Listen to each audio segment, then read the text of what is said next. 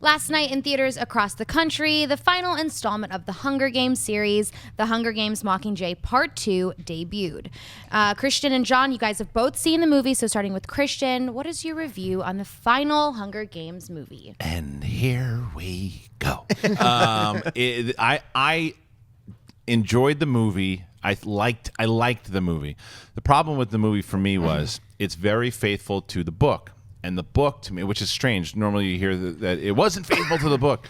And the book, out of the three books, this book is my least favorite out of the three of them.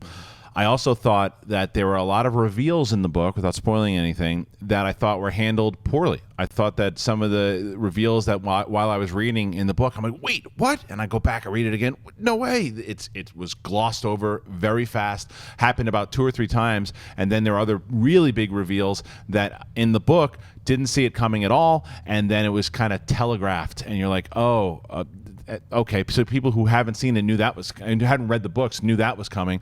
It was, and it was dreary. I thought they could have done more to maybe go away from the book and enhance the story a bit more. But I did find myself still watching Jennifer Lawrence's Katniss because I think this character has taken us through 4 movies, and I wanted to see it. I wanted to see it wrapped up. I thought it wrapped up as well as they could with the book. So.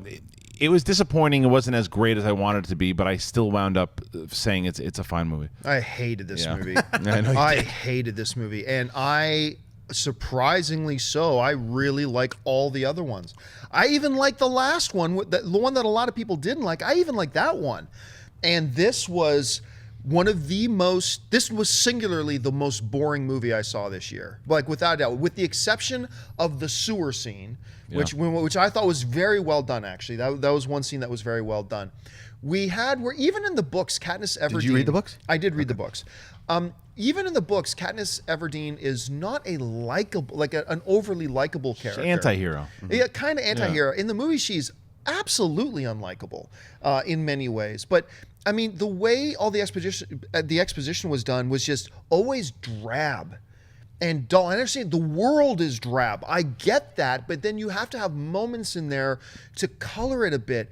This was a great example. I'm so glad you brought up that the fact that it is a faithful adaptation for the most part, and that's a negative thing. Yeah. This was a great example of how something can work great on the page, but you have to adapt it and change it up for it to work on the screen. Because on the page, it was written for the page, not for a visual medium. And then when you brought it into a visual medium, it's like whatever. It's like you can tell from the this isn't a big spoiler, you can tell this from the trailers. Now the armies of the United Districts are attacking the Capitol. This thing we've been waiting 4 movies for. Do you see any of it? Nope. Do you see any of that battle? Nope. Now, then you see, but John, that's the way it was in the book. Well, that's a great example where you got to adapt the damn book. Where you got to adapt the book. You talked about a couple of the reveals. There's several very key important things that happen that are so botched in the movie. They carried no emotional impact whatsoever. And you want to complain about 50 endings to Lord of the Rings Return of the King? Try watching Mockingjay Part 2. And I didn't care about anything that was going on in any of these endings. I was so thoroughly disappointed. And part of my disappointment, all of my disappointment is rooted in the fact that I really did like the other movies. Right.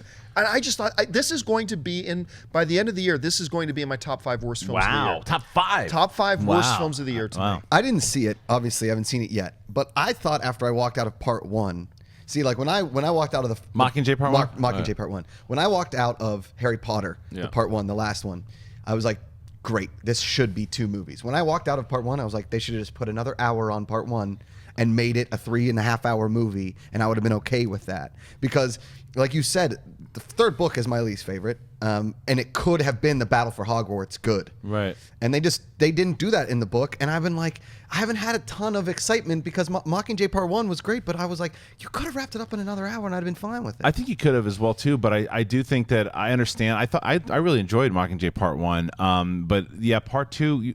It's funny, we were just talking about Lord of the Rings. Lord of the Rings took a lot of right turns away from the books, and it worked brilliantly. Perfectly. It worked really well because and Unlike The Hobbit, they had enough time to work on it, really prepare. And I think that part of that is that they had to rush out these movies.